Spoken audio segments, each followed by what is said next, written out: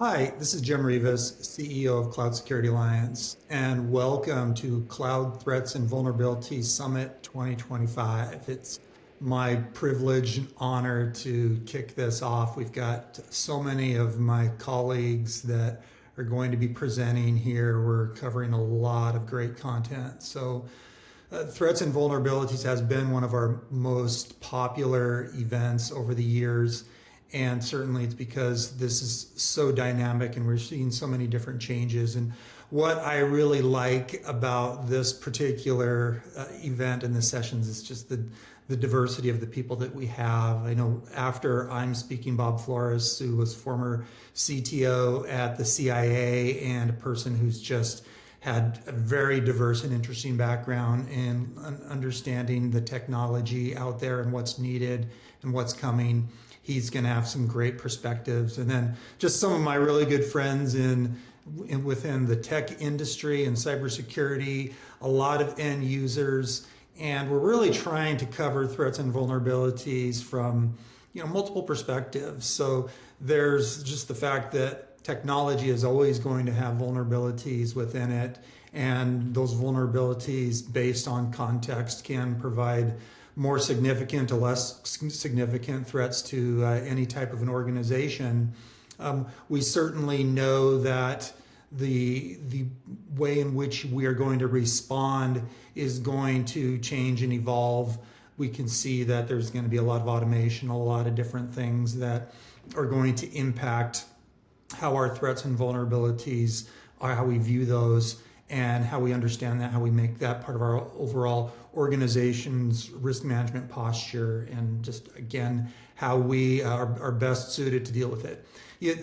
There's a lot of change, and then there's things that remain pretty constant. And I think about something like ransomware, which has been around for years and years, and it's unfortunately, such a good business model. And the malicious actors are seeing how more and more they can do that with scale. So there's a lot in terms of how we think about things like that we should just plan and expect that ransomware is going to continue to be around. It's going to actually grow quite a bit. You're going to find a lot of the different ways of attacking, the tooling that AI provides, all of those things. You're going to see more and more happen, and there's been this sort of transition in how we term it over the past several years, from ransomware, meaning you got to pay to get your information back, to extortionware, to where you've got to pay not only to get your information back, to try to prevent other malicious acts, like having that information leaked or having that information acted on in some very significant ways, which sometimes have meant actual physical security threats associated with it. So it's just something that we know is going to be around, and we're going to find better and better tools for how we're going to deal with it. So at Cloud Security Alliance, we've talked about a lot more recently how we are sort of thinking about and aligning ourselves around three pillars of cloud, which has been where we came from, our legacy, and it's really foundation for so much of the IT systems we use. And it also becomes like the most common delivery mechanism for the second pillar, which is AI, and really the focus now more specifically on generative AI, which is really taking the world by storm. It's really dominating what we're doing more and more.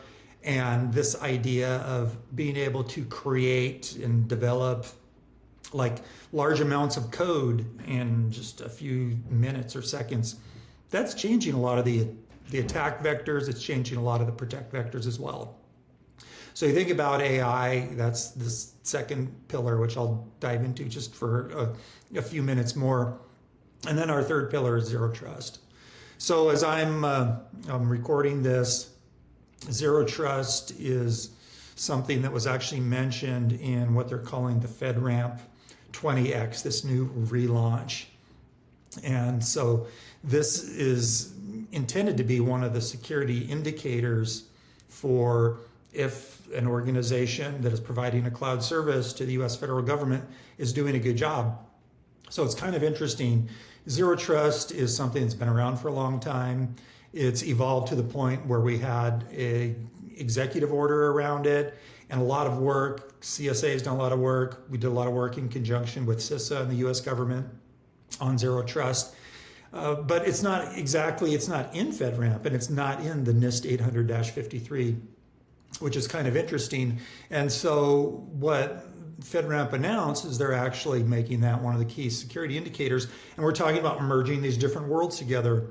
And that's what I think is that's the lesson. That's the sort of roundabout way I wanted to make this point is we often think about the different topics, whether the threats, what the hackers are doing, the different areas of focus we need to have on tracking vulnerabilities, or maybe thinking about identity, or thinking about network security, thinking about developer security. It all needs to come together at some point, and I think that's also something we're trying to do with this summit, look at things from all these different perspectives, but also incorporate that in more and more of the work that you can expect to see us doing in more of that long term. So when I think about artificial intelligence, AI, and how that's impacting the threat and vulnerability scene, so certainly the automated code scanning is a big deal, and what I would expect to see is really a large sort of explosion in detection of vulnerabilities very rapidly is a big issue. And so, and there's so much code out there, and on the other side, AI is developing a lot of code, and it's actually doing a pretty good job. It's only been, I think, since the last summit I did that I heard this term vibe coding, and this basically having AI doing the code and not just creating one draft for you to work with, but you just keep hitting regenerate until you get what you want. And it does a really good job. It does a really good job doing that, and it does a really good job with the proper prompts and everything else of actually finding vulnerabilities, but certainly that's not going to be perfect. And as we spend more time with AI on analyzing our defenses and analyzing our technology, it's certainly going to find a lot of issues.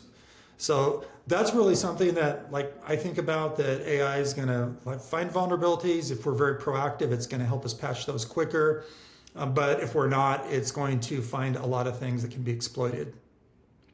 The other side, I think, is AI is just this automation, and the idea of taking breached information and figuring out how we can turn that into very large, very customized, very personal types of attacks by doing deep fakes, by sliding into the direct messages of your social media, by impersonating people you know. We're in our organization, we've gotten the first sort of Zoom deep fake of myself trying to actually compromise. I was actually not an employee, but was one of the volunteers of one of our research working groups who thankfully it wasn't as good yet as it needs to get, but it's definitely getting there. They did have to pause a little bit. They did have to go verify. So there's a lot on the scene here that we're going to need to be thinking about. So it's really important for all of us to really look at what are the ways in which I can stay as current as possible. Who are the experts that I can be talking to? What are the different information sources that I can look at to understand how the landscape changes for the vulnerabilities that are happening, the way those get instantiated to exploits, and how I turn that into the appropriate threat management, risk management for my organization. So in terms of what we're going to be doing about these things, certainly we have to be as agile as possible in cybersecurity. We have to be very proactive. And again, I think it's very important that we have these different worlds coming together. And how can we think about zero trust, really narrowing down the attack capabilities by really focusing on those protect surfaces that are really important for us. looking at how we harden that, look at how we understand all the different threat vectors into those areas, and being able to eliminate those on that level, that architectural level. So I think that becomes critically important. Identity, I think that's something that a lot of us are thinking and understanding, that as we see things like AI just become so pervasive and we're not sure what's real and what isn't, that the ideas of watermarking, I even say like really beyond watermarking, to really understand what we need to be doing, to really understand to what degree something was generated by a machine versus it being generated by an actual person that we're interested in doing business with. So identity more and more is table stakes, but what that means, what we do with it, how strong we are able to do our authentication, but how we are able to embed it in every sort of fabric of the information and the systems we work is still something that I think we all need to sort of work through. So as you think about the different sessions that we have here, and I'm hopeful you're able to attend as many of them as possible, definitely think about like, what are the things that you need to be doing? How do you incorporate this? How do you change your thinking, your plans? What do we need to do? What does Cloud Security Alliance need to do differently? Where do we need to add more? I really want to hear from you on that. What more do you need to help you address those needs? And then finally, how do we work together on that? So I think there's great opportunities, whether you have a lot of time or a small amount of time, you can get involved to let us say, hey, we need best practices in this area. Or we need help, and here's maybe some work I've done internally in my organization that I'd like to contribute to share like your knowledge with other people out there in the community. But things are moving fast, and certainly while cybersecurity is way better funded than when I started, and it has way more attention and a lot more resources surrounding it, our mission has never been more critical, and the scope of the efforts in which we must defend has never been larger. So it's really important that we understand that, and how we take care of our systems today, and how we manage the risk of our clouds and our multi-cloud. It's not going to be long before that moves to how are we securing quantum computing, and how are we able to handle the multiverse and other things like that as well. So it's really important that we solve today's problems, we understand what's happening tomorrow, we get ahead of the game there, and we look at merging together the different disciplines that make up cybersecurity to do this as efficiently as possible. So with that, again, I want to thank you very much for making the time to present or to participate in our Cloud Threats and Vulnerabilities Summit 2025. And maybe you do want to participate in the next one, let us know. We'd love to do that, love to have you present. And with that, take care, have a great day, and we'll see you at the end of the show.